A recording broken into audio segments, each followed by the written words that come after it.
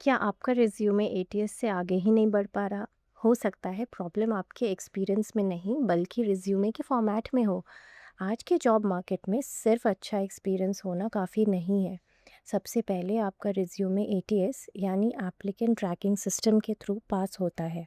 और अगर एटीएस आपके रिज्यूमे को प्रॉपर्ली रीड ही नहीं कर पाया तो हो सकता है रिक्रूटर तक आपकी प्रोफाइल कभी पहुंचे ही ना। तो आज की वीडियो में मैं आपके साथ शेयर करने वाली हूँ 5 practical ATS friendly resume tips जो हर फ्रेशर और एक्सपीरियंस प्रोफेशनल्स को पता होनी चाहिए। नमस्ते दोस्तों, मैं हूँ दिव्या। एचआर और रिक्रूटमेंट में करीब 10 साल का एक्सपीरियंस रखते हुए मैंने कैंडिडेट्स की कुछ कॉमन मिस्टेक्स बार बार देखी हैं और आज मैं उन्हीं ऑब्जर्वेशंस और लर्निंग्स के बेसिस पर आपके साथ 5 प्रैक्टिकल टिप्स शेयर करने वाली हूँ जो आपके नेक्स्ट जॉब एप्लीकेशन में हेल्पफुल हो सकते हैं। तो चलिए जानते हैं उन रिज्यूमे मिस्टेक्स के बारे में जो शायद आपको इंटरव्यू मिलने से पहले ही रिजेक्ट करवा रही हूँ। Tip number 1, fancy resume templates.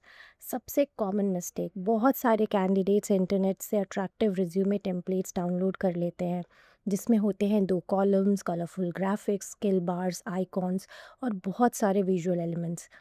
देखने में तो ये रिज्यूमे काफ़ी इम्प्रेसिव लगते हैं, लेकिन प्रॉब्लम ये है कि हर एटीएस सिस्टम इन डिज़ाइंस को प्रॉपर्ली रीड या पार्से नहीं कर पाता।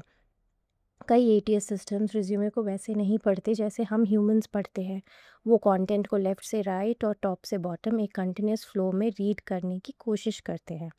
इसलिए कभी-कभी 2 कॉलम रिज्यूमेज़ में स्किल्स, डेट्स और एक्सपीरियंस सेक्शन मिक्सअप हो सकते हैं। रिज़ल्ट, आपकी इम्पॉर्टेंट इन्फॉर्मेशन सिस्टम तक पहुंची ही नहीं।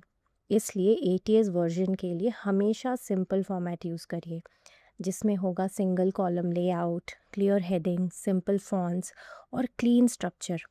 याद रखिए, रिक्रूटर को इम्प्रेस करने से पहले एटीएस को आपका रिज्यूमे समझना बहुत ज़रूरी है। अब बढ़ते हैं टिप नंबर 2 की तरफ, जिसमें आपको डेटा ऐड करना है। ये मेरी बहुत पर्सनल फेवरेट टिप है। अगर रिक्रूटर को आपके रिज्यूमे में सिर्फ एक चीज़ याद रखनी हो तो वो है आपका इम्पैक्ट। और इम्पैक्ट दिखाने का सबसे सिंपल तरीका होता है डेटा। बहुत लोग रिज्यूमे में लिखते हैं handle recruitment, manage operation, supported projects, लेकिन रिक्रूटर के लिए ये स्टेटमेंट्स बहुत जेनरिक होते हैं। इम्पैक्ट तो दिखता ही नहीं।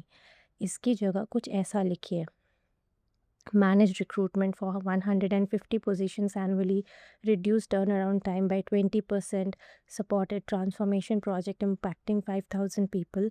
एंड फिर देखिए कितना डिफरेंस आता है। नंबर्स क्रेडिबिलिटी तो क्रिएट करते ही हैं और आपके सीवी को एक एज भी देते हैं। जहाँ भी पॉसिबल हो अपने अचीवमेंट्स को क्वांटिफाई कीजिए। बढ़ते हैं टिप नंबर 3 की ओर, जहाँ पे आपको कीवर्ड्स बहुत ही इम्पॉर्टेंट रोल प्ले करते हैं। अब मान लीजिए एटीएस ने आपका रिज्यूमे परफेक्टली रीड भी कर लिया, तो अब अगला सवाल ये बनता है कि क्या एटीएस को आपका प्रोफाइल रेलेवेंट भी लग रहा है। एटीएस सिस्टम्स अक्सर जॉब डिस्क्रिप्शंस और आपके रिज्यूमे के कीवर्ड्स को कंपेयर करते हैं। तो मान लीजिए जॉब डिस्क्रिप्शन में टर्म्स लिखे हैं HR transformation, change management, stakeholder management, process improvement etcetera, लेकिन आपके रिज्यूमे में ये स्किल्स या टर्म्स कहीं नहीं दिख रहे, तो सिस्टम आपके प्रोफाइल को लोअर रेलेवेंस स्कोर दे सकता है। इसलिए हर एप्लीकेशन से पहले जॉब डिस्क्रिप्शन को ध्यान से पढ़िए। रेलेवेंट स्किल्स और कीवर्ड्स को नेचुरली अपने रिज्यूमे में आने दीजिए, लेकिन एक बात का ध्यान रखिएगा कि कीवर्ड स्टफिंग मत कीजिए। रिज्यूमे नेचुरल और ऑथेंटिक लगना चाहिए। अब बढ़ते हैं टिप नंबर 4 की तरफ, जो है एटीएस वर्जन और रिक्रूटर वर्जन को अलग रखना। ये टिप सरप्राइजिंगली बहुत कम लोग फॉलो करते हैं। मैं पर्सनली रिकमेंड करती हूँ कि आपके पास रिज्यूमे के 2 वर्जन्स होने चाहिए। नंबर 1, एटीएस फ्रेंडली रिज्यूमे, जैसा कि हमने पहले बात किया, simple single column, keyword rich and easily readable. And second version, recruiter version, थोड़ा विजुअली पॉलिश्ड, बेटर फॉर्मेटिंग और प्रेजेंटेशन वाइज ज़्यादा अट्रैक्टिव। जब आप कंपनी पोर्टल पर एप्लीकेशन अपलोड कर रहे हो तो एटीएस वर्जन यूज़ करिए, और जब डायरेक्टली रिक्रूटर या हायरिंग मैनेजर या नेटवर्किंग कॉन्टैक्ट को रिज्यूमे भेज रहे हो तब रिक्रूटर वर्जन यूज़ कर सकते हो। इससे आप दोनों सिचुएशंस के लिए बेटर प्रिपेयर्ड रहेंगे। अब बढ़ते हैं पॉइंट नंबर 5 की तरफ, जो है एप्लीकेशन एक्सपीरियंस जो आप एक्सपीरियंस करते हैं व्हाइल अपलोडिंग द रिज्यूमे। तो कभी कभी प्रॉब्लम रिज्यूमे में नहीं होती, प्रॉब्लम एप्लीकेशन प्रोसेस में होती है। कई कैंडिडेट्स मुझे बताते हैं कि उनका प्रोफाइल अपलोड नहीं हो रहा, स्पेशली कुछ ऐसे एटीएस प्लेटफॉर्म्स और करियर पोर्टल्स पर। मेरा प्रैक्टिकल सजेशन यहाँ ये रहेगा कि आप रिज्यूमे को हमेशा पीडीएफ फॉर्मेट में रखिए, फाइल नेम प्रोफेशनल रखिए, फॉर एग्जांपल divya_resume.pdf। और अगर आप मोबाइल से अप्लाई कर रहे हैं और अपलोड करने में इशू आ रहा है तो फाइल को अपने डिवाइस पर सेव कीजिए। सो फॉर एग्जांपल, अगर आपने अपने फ़ाइल को गूगल ड्राइव पे रखा है और आप अपलोड नहीं कर पा रहे हैं, तो उसको अपने डिवाइस में स्टोर कीजिए। इससे आप आसानी से अपनी प्रोफाइल बहुत सारे एटीएस प्लेटफॉर्म्स पे अपलोड कर पाएंगे। अब आगे बढ़ते हुए एक और कॉमन क्वेश्चन आता है कि रिज्यूमे में फ़ोटो डालनी चाहिए या नहीं। तो मैं आपको यही रिकमेंड करूँगी कि एटीएस वर्जन के लिए मैं यूजुअली फ़ोटो अवॉइड करने की सलाह दूंगी। कुछ प्लेटफॉर्म्स इमेजेस और विजुअल एलिमेंट्स को अलग अलग तरीके से प्रोसेस करते हैं, और कभी कभी इस वजह से पार्सिंग इश्यूज भी आ सकते हैं। इसलिए अगर आप एटीएस फ्रेंडली रिज्यूमेस बना रहे हैं तो simple text based format generally better और सेफ चॉइस रहेगा।